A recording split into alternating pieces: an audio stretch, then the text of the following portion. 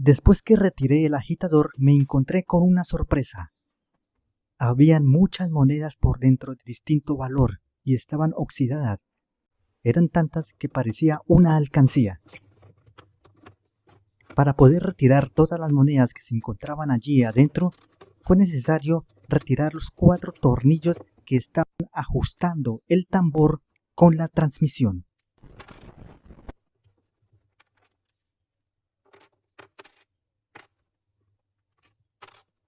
Al haber tantas monedas allí adentro, y además que la base del tambor es metálica, con el agua y con el tiempo salió mucha corrosión, así que fue necesario retirar todo completamente para hacer una limpieza exhaustiva y de esta manera evitar que se siguiera deteriorando.